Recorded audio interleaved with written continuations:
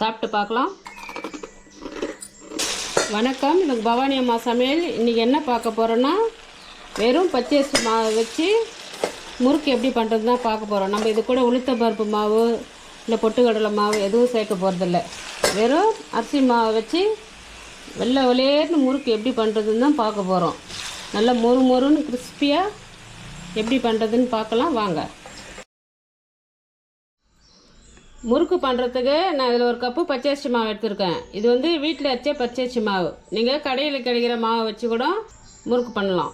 இப்போ அடுத்து ஸ்டவ்வில் ஒரு பாத்திரமோ அல்லது கடாயோ வச்சுட்டு நம்ம மாவு எதில் அளந்து எடுத்தோமோ அந்த மெஷரிங் கப்புலேயே தண்ணி அளந்துக்கணும். நான் மாவு வந்து கூச்சாப்பில் எடுத்தேன். தலை தட்டி எடுத்தால் ஒன்றுக்கு ஒன்றரை வைக்கலாம். நான் கூச்சாப்பில் எடுத்ததுனால நான் 2 கப்பு எடுத்துக்கிறேன் தண்ணி. இப்போ இந்த தண்ணியில் அரை ஸ்பூன் கல்லுப்பு, ஒரு 1/4 டீஸ்பூன் பெருங்காயத்தூள், ஒரு பெரிய ஸ்பூனில் 1 ஸ்பூன் பட்டர். இப்போ இதில் கல்லுப்பு, பெருங்காயம், பட்டர் போட்டுக்கிறோம். இது நல்லா கரையணும். தண்ணி நல்லா கொதிக்க ஆரம்பிச்சிச்சு. இந்த ஸ்டேஜில் மாவை கொட்டி கிளறிக்கலாம். தீ வந்து குறைவான தீயில் இருக்கணும். இல்லை ஸ்டவ் ஆஃப் பண்ணிட்டு கூட கிளறி விட்டுக்கலாம்.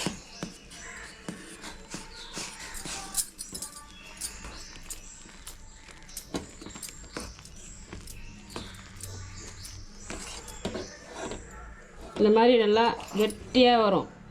கிளறி விட்டுட்டு இப்போ கையை போட்டு பிசைய முடியாது. இது வந்து ஒரு 10 நிமிஷம் அப்படியே ஆறட்டும். ஆறுனா தான் நம்ம கையை போட்டு பிசைய முடியும். தட்டு போட்டு மூடி வச்சிடலாம். இது ஒரு 10 நிமிஷம் இருக்கட்டும். 10 நிமிஷம் பொறுத்து பார்க்கலாம். 10 நிமிஷம் ஆயிடுச்சு. ஓப்பன் பண்ணி பார்க்கலாம். கை பொறுக்கிற சூட்டில் தான் இருக்குது. இப்போ வந்து இது இப்படியே பிசைய முடியாது.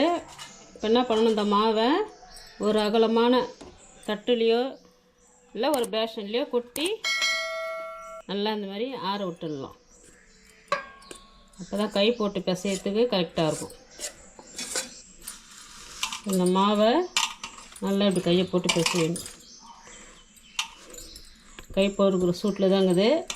இதுக்கு முன்னாடி பிசையத்துக்கு முன்னாடி இது கூட சேர்க்குற பொருளாக இருக்குது, சேர்த்துடலாம். 1 ஸ்பூன் கருப்பு எள்ளு, 1 ஸ்பூன் ஜீரகம் சேர்த்து நல்லா பிசைஞ்சிக்கணும்.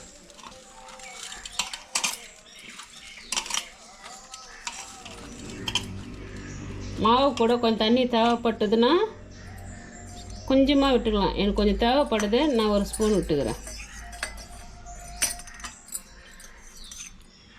1 ஸ்பூன் தான், ரொம்ப வேண்டாம். தேவைன்னா ஊற்றிக்கலாம் 2 ஸ்பூன்.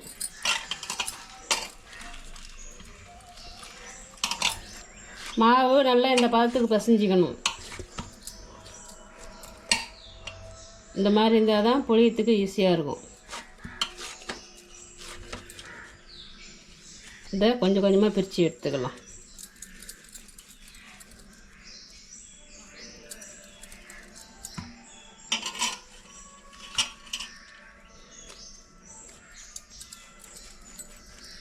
இந்த மாதிரி சிலிண்டர் ஷேப்புக்கு பிரித்து வச்சுக்கலாம். இப்போ மாவை எல்லா மாவையும் இந்த மாதிரி பிரித்து வச்சிடணும். பிசைஞ்சு வச்ச மாவை பிரித்து வச்சுட்டு நான் வந்து முறுக்கு வந்து இந்த மாதிரி 3 கன்று உள்ளது தான் புழிய போகிறேன். சில ஸ்டாரில் புழியுவாங்க. நான் இந்த மாதிரி சாதாரண முறுக்கு புழிய தான் புழிய போகிறேன். இப்போ இதில் ஒரு மாவு எடுத்து இது உள்ள போட்டுக்கலாம். மிச்ச மாவு ஓரமாக இருக்கட்டும். காஞ்சி போகாமல் இருக்கிறதுக்கு ஒரு தட்டு போட்டு மூடிடலாம். ஒரு தட்டோ இல்லது ஈர துணியோ போட்டு மூடி வச்சிடலாம். இப்போ முறுக்கு வந்து ஸ்ட்ரெயிட்டாக எண்ணெயில் புழிய முடியாது. அதனால் இந்த மாதிரி தட்டு, சின்ன தட்டு எடுத்து பின்னாடி எண்ணெய் தட்டி வச்சுருக்கிறேன். இதை தான் புழிய போகிறேன்.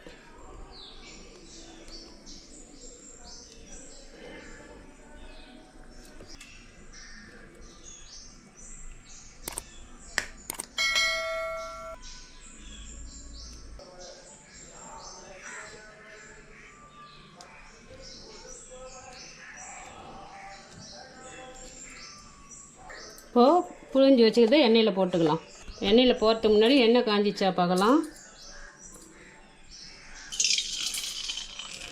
நல்லா மேலே எழும்பி வருது. நல்லா எண்ணெய் காஞ்சிட்டுக்குது. இந்த தட்டில் இருக்கிறத கையில் எடுத்தும் போடலாம், இல்லை அப்படியேவும் விடலாம், தட்டோடவும் விடலாம். இப்படி தட்டோடவும் விடலாம்.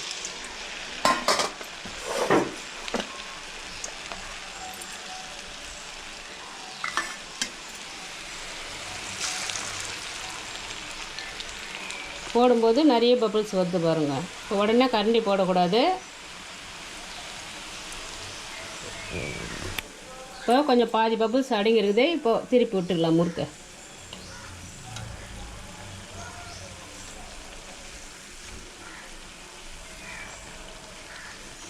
தீ வந்து மிதமான தீ தான் இருக்கணும். ரொம்ப ஹையாகவும் இருக்கக்கூடாது, ரொம்ப ஸ்லோவாகவும் இருக்கக்கூடாது. மிதமான தீயில் இருக்கணும். நல்லா பபுள்ஸ் அடங்கிடுச்சு. இந்த டைமில் எடுத்துடலாம்.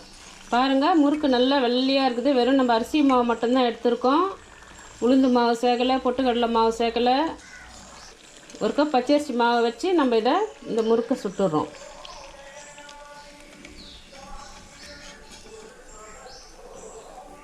எண்ணெய் வடிட்டோன்னு ஒரு பிளேட்டுக்கு மாற்றிக்கலாம். இதே மாதிரி அடுத்த பேட்ச் போட்டுக்கலாம்.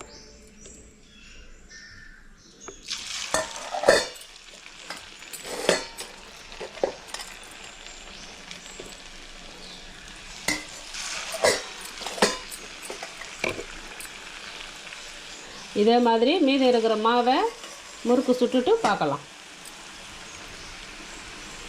அவ்வளோதான், இது கடைசி. எல்லா மாவும் முறுக்கு சுட்டு முடிச்சாச்சு. எப்படி வந்துக்குதுன்னு பார்க்கலாம். முறுக்கு எல்லாத்தையும் வேறு பிளேட்டுக்கு மாற்றியாச்சு. எப்படி வந்துக்குதுன்னு பார்க்கலாம். பாருங்கள், எல்லா முறுக்கும் சூப்பராக வந்துருக்குது. இது ஒரு ஈஸியாக செய்கிற ஒரு ஸ்நாக்ஸ். இது ஸ்கூல்லேருந்து வர குழந்தைங்களுக்கு எதுவும் வீட்டில் ஸ்நாக்ஸ் இல்லைனா மாவு இருந்தால் போதும். பச்சரிசி மாவு ஒரு கப்பு எடுத்து சீக்கிரமாக செஞ்சு கொடுத்துடலாம். அதேமாதிரி கெஸ்ட்டு யாருன்னா வந்தாங்கன்னா டக்குன்னு செஞ்சுக்கலாம். டீ போடுற டைமில் வீட்டில் பச்சரிசி மாவு எல்லார் வீட்லேயும் இருக்கும். ஒரு கப்பு எடுத்து ஈஸியாக செஞ்சு கொடுத்துடலாம். இதேமாதிரி நீங்கள் வீட்டில் ஒரு டைம் செஞ்சு பாருங்கள். எப்படி வந்ததுன்னு கமெண்ட் செக்ஷனில் சொல்லுங்கள். இந்த வீடியோ பிடிச்சிருந்தா லைக் பண்ணுங்கள், ஷேர் பண்ணுங்கள். மறக்காமல் நம்ம சேனல் புதுசாக பார்க்குறவங்களா இருந்தால் சப்ஸ்கிரைப் பண்ணிவிடுங்க. நன்றி, வணக்கம்.